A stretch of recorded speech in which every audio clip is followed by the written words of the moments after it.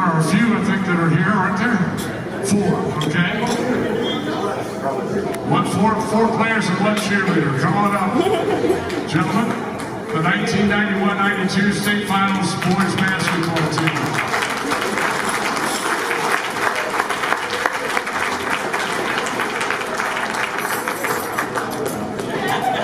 And Coach Paul Whitney.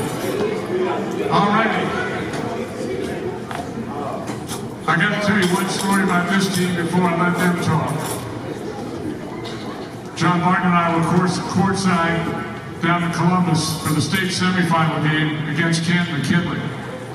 A game that went double overtime, and the Spartans won that game with some great last-minute heroics.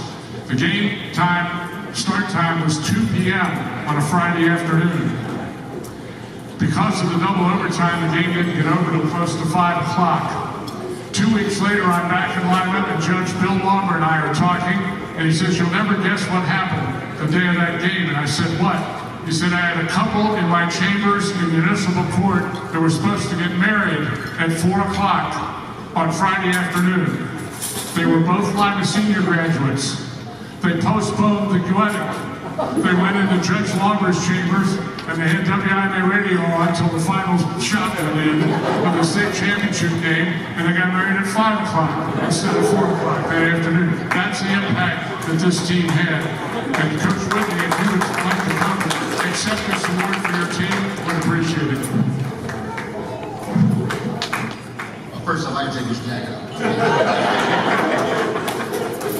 There's a reason I coach in the short sleeves. First off, I'd like to thank the committee and everyone involved. This is a tremendous, tremendous event. And as the young ones are here and the younger ones, driving here from Cleveland, where I live now, driving down Route 30, driving by the TY Tigers Gymnasium, the mind starts going back to all the scouting trips that I went on with Jim Penn, Scotty Kim, Ronnie Bodecker. And my road back here, I was here as a player and became a history teacher here. And I thought history was very important. And I preached to these kids. The 62 team went to Columbus. The 68 team went to Columbus. The 82 team went to Columbus. I was at that game, got my college coach's tickets, and last second shout about Jamaica, it hurt me. Because once a Spartan, always a Spartan. And I told these guys, you want to leave a mark. You got to get to Columbus. Let's be the first team to bring a trophy home. Obviously, we wanted to bring home the gold-plated trophy, not the silver-plated trophy. But nonetheless, we got that accomplished. We brought that trophy home. But let me back up a second and talk about family.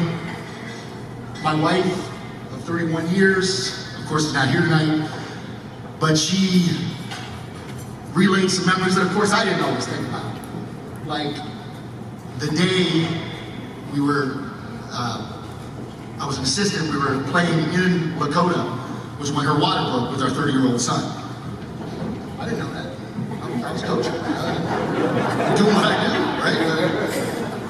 And then how I missed a lot of the things, and all the coaches out here know, and maybe not all the athletes know, that family sometimes takes a backseat when you're coaching. And you're all in as a coach. But I'd like to thank, as far as the family, I wouldn't have been a coach in Lima Senior had Jim Penn not asked me to come back when he became the head coach to be on his staff. I appreciate that, Jim, immensely. And that was my goal, to always be the head coach of Lima Senior. And I got passed over once, was crushed, tended to be a little intense, went at it again, and everything fell into place, and I was able to be there. But one thing we put on our sign in our locker room was the cover of the regional tournament program when Jim Penn was the coach. That was the last time we'd been in the regionals, 1986. And I had a little note on there, when are we going to go back? And John Zell asked me to write a synopsis of the season. Hell, I could have wrote a novel of the season. you know, and just trying to pick little things. And then I said to him, I said, please have an English teacher tweet this, because obviously there's a reason I wasn't an English teacher. And he did, but he left some of the things, understandably. He left out couple stories, and I'm probably going to go over 3 minutes. But these guys don't want to talk, so it's like, I can't teach them to talk. We're giving you a little grace, Coach. A little grace. I got you guys. You get a 2-minute overtime. 2-minute overtime? Yeah, we kind of liked overtimes, actually, yeah. We played Finley, and I actually told this to the team last night. We played Finley, and it was a snowed out game, originally. So they had to move it to a Saturday night. This Saturday game happened to be after a road trip to Lakota. It was also the Saturday night before the tournament draw on Sunday. And I told the kids last night, our players were ticked because that particular year, Finley was ranked ahead of Hamilton, Lakota, and us. So they disrespected the GMC the way we looked at it. And those of you that came to our games knew we used to put poster board signs of 3s on the corrected gym. The pep band was outstanding. Every time we hit a 3, like the K's in baseball, they would put them up there. You know, get a little excitement, tend to have a little fun. Well, again, our kids were ticked. I said, fellas, it's time to make a statement. We get the opening tip, kick out, Simpson 3-ball. They bring it up, steal, kick over, boogie, 3-ball. Get another steal layup. We're up 10-0, timeout. So I told the kids that last night. I said, fellas, Coach Q has your number 5 topic, key point, punch and attack. Punch and attack. Take no prisoners. So last night's game very much simulated the Finley game.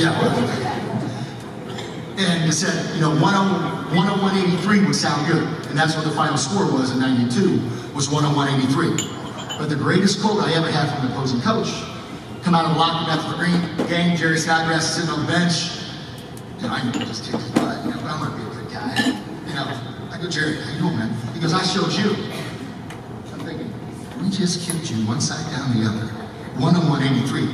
How did you show me? He goes, I made you run out of sides. Because I only made like 10 sides. I figured, you know, a couple of them get tore up every game. So he showed us. You know, we ran out of sides.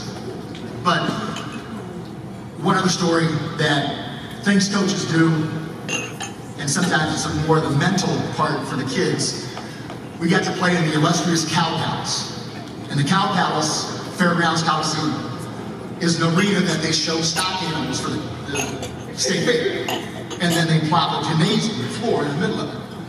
And behind the baskets is like a dark abyss. It is so far back, and it gives you terrible depth perception when you're shooting.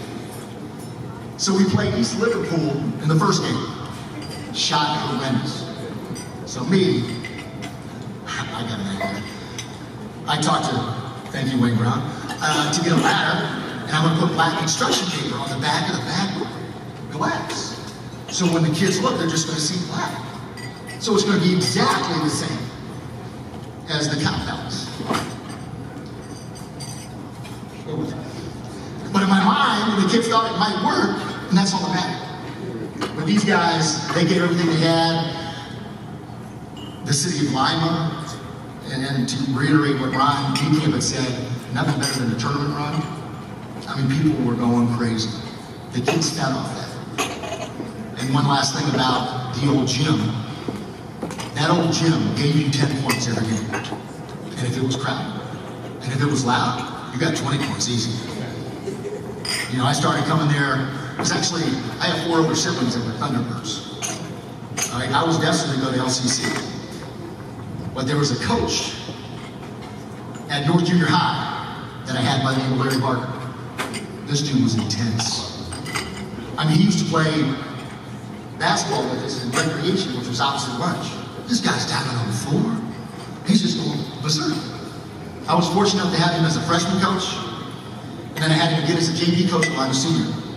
And one of the biggest, probably the second biggest thrill I had as a coach in '92 was we beat Middletown twice. We were the only line receiver team that beat Middletown twice in one season, because it goes way back. But I'll never forget, we defeated Middletown when I was a JV player. Coach Larry Barker went running into the locker room, hit the ball rack, threw it up in the air. Basketballs are going into the shower, they're going down the hallway. He was so freaking excited because we beat Middletown. But thank you again, appreciate it. All right, good job, Chris.